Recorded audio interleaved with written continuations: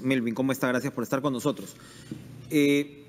A ver, el día siguiente, la mañana siguiente, ¿no? Ayer la situación pintaba preocupante en términos de la economía, independientemente de lo que pensara uno políticamente, ya este anuncio de posponer Michiquillay a pedido de los propios postores, bueno, daba una idea del impacto que podía tener una vacancia presidencial.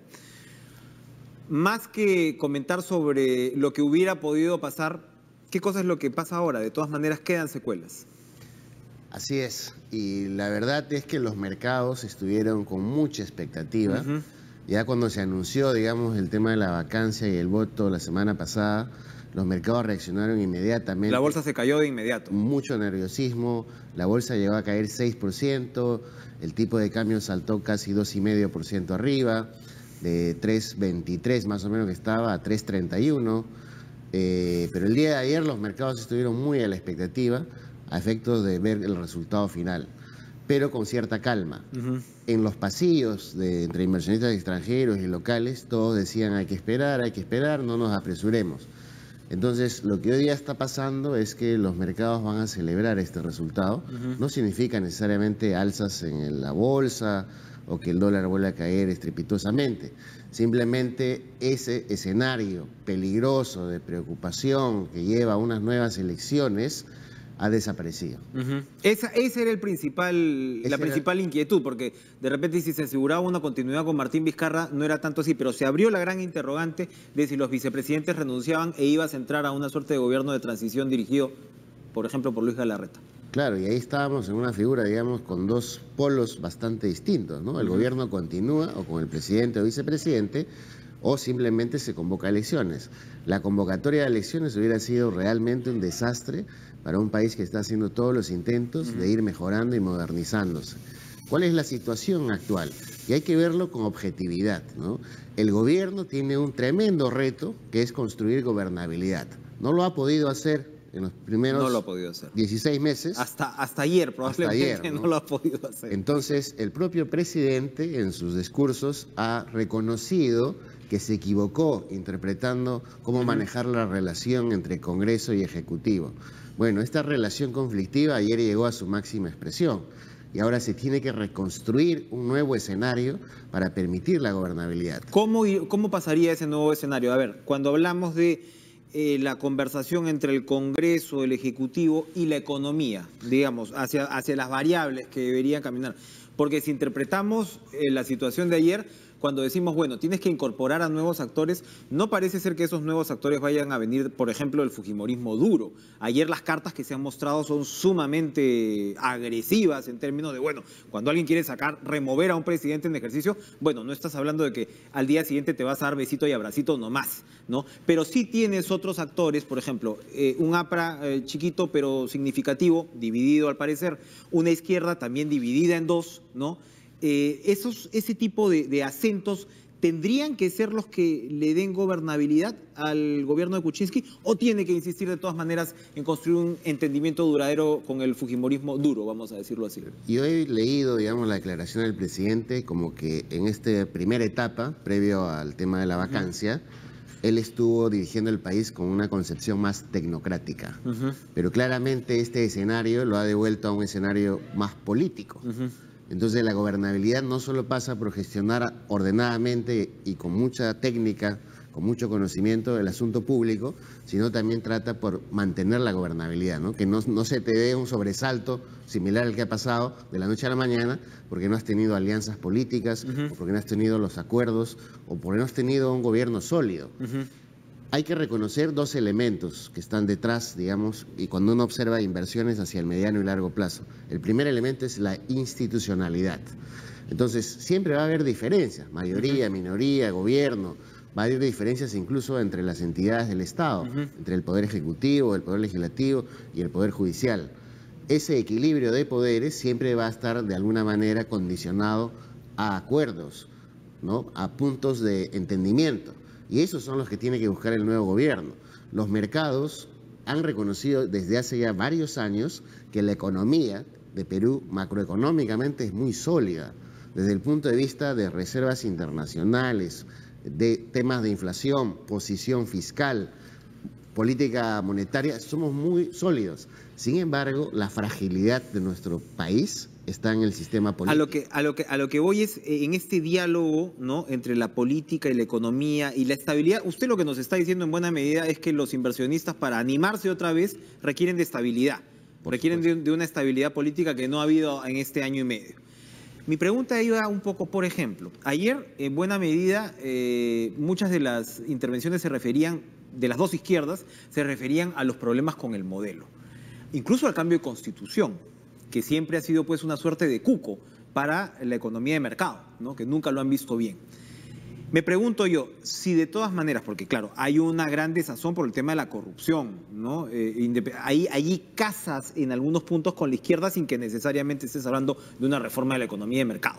A lo que voy es, ¿podrían incorporarse en la discusión este tipo de elementos sin asustar al capital? Esa es mi pregunta. ¿Puede la izquierda tener algún tipo de presencia en esta discusión política sin que el capital se asuste? ¿O eso es difícil? El término que se ha usado no solo en Perú, a nivel global, se llama inclusión social, ¿no? Como el crecimiento realmente empieza a beneficiar no solo a aquellos dueños de empresas, no solo a aquellos empresarios, digamos, que se le consideran en una condición acomodada, sino al resto de la población. Las brechas. Las brechas. Ahora que nos encontramos en CADE, la preocupación por las brechas era permanente. Exacto. ¿Cómo hacemos para cerrar esas brechas? Bueno, en primer lugar, hay que sonreírle al inversionista local y extranjero. Y para eso hay que seguir políticas razonables que generen institucionalidad y confianza.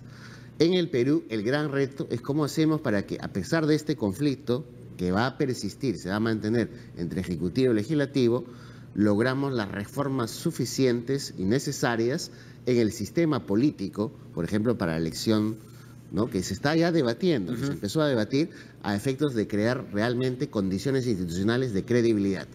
Sin embargo, en el corto plazo tenemos un problema. De repente la reforma económica más importante ahora es la reforma política. Exactamente, a eso es a lo que me refiero. ¿No? ¿Por qué razón? En la parte monetaria ya hicimos nuestra tarea. Incluso al presidente del Banco Central se le ha reconocido ya en 2 oportunidades como el mejor banquero del mundo.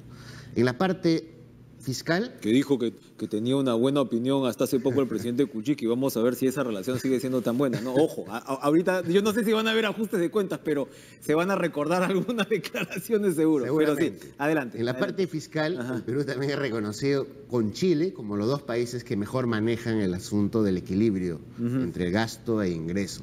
Entonces, esos 2 grandes problemas macroeconómicos están solucionados. En la parte política es nuestra debilidad. ¿Y cómo nos afecta? Porque hay que ser conscientes de esto. Hoy día el mundo, China, Europa y Estados Unidos, están creciendo como no lo han hecho en los últimos 11, 12 años. Es una alineación de estrellas a nivel global para que el 2018 sea uno de los mejores años en el mundo. Entonces, ahorita se nos está cruzando la Virgen, después de varios años. Exactamente. Los precios de los minerales están subiendo, las exportaciones tradicionales y no tradicionales van a mejorar.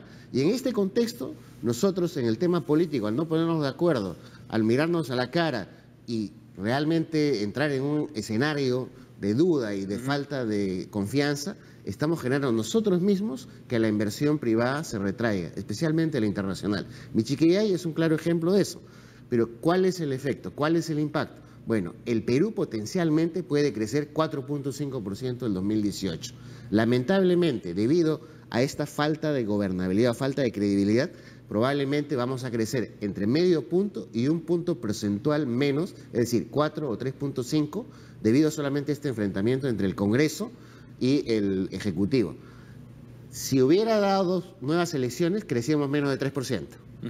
Entonces, este punto porcentual es un costo altísimo para 32 millones de peruanos que queremos crecer, que queremos que existan puntos de entendimiento. El voto popular puso al Ejecutivo y al Legislativo no para que se peleen, puso ahí para que exista un equilibrio, para que se busquen coincidencias y para que se busquen objetivos comunes. El fujimorismo y el pepecaucismo tienen en esencia la misma visión de mercado. Pueden haber diferencias políticas, pero en términos de infraestructura, que es el otro sector crítico y clave que hay que reactivar, la infraestructura viene estando parada prácticamente 1 año. Si no la reactivamos, no solo por la reconstrucción, si no reactivamos la gran infraestructura, si no reactivamos el tema de la inversión en el sector minero, el país vuelve a perder una oportunidad. La del estribo. Le repito la pregunta que le hice a Máximo San Román, pero desde su perspectiva. ¿No está maduro el escenario para que el mercado, los inversionistas reciban, por ejemplo, una reforma comprensiva, importante, de lo que tiene que ver con lobbies, puertas giratorias, conflictos de interés? ¿No más bien sería recibido de buena manera? Ahora tenemos pues a ejecutivos de la Construcción Nacional en cana, tenemos al presidente en estos problemas. ¿No sería bueno aclarar las reglas de juego? ¿Incluso no sería bien recibido esto?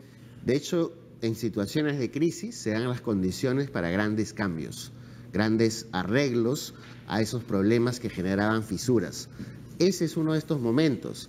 Lamentablemente tenemos pues una condición política coyuntural que ha puesto a los dos partidos más importantes, el de gobierno y el de la mayoría en el Congreso, en posiciones opuestas y con términos y calificativos que obviamente han generado heridas. Entonces hay que empezar a ver cómo cerramos esas fracturas, esas tremendas diferencias para poner al país primero. Buscar una agenda prioritaria, ¿no? Buscar una agenda en la cual todo el mundo, y buscar temas, yo creo, que le sirvan de norte al país. Eso no se ha estado viendo. Es una agenda demasiado dispersa, demasiado poco inspiradora, además. Hay dos temas que claramente saltan a la luz. Tenemos que hacer que la infraestructura se reactive. De esto se benefician todos los peruanos. Esto no favorece al gobierno o al Congreso, son todos los peruanos. Y el segundo elemento, hagamos una reforma política. No podemos vivir en esta incertidumbre de manera permanente. Ya son 20 años. Dos urgencias no absolutas, seguramente posibles, ¿no? Incluso en una situación como esta, son las que propone Melvin Escudero, economista, que nos acompaña esta mañana. Muchas gracias, Melvin. Nosotros continuamos, Carla Jarada, con información en vivo.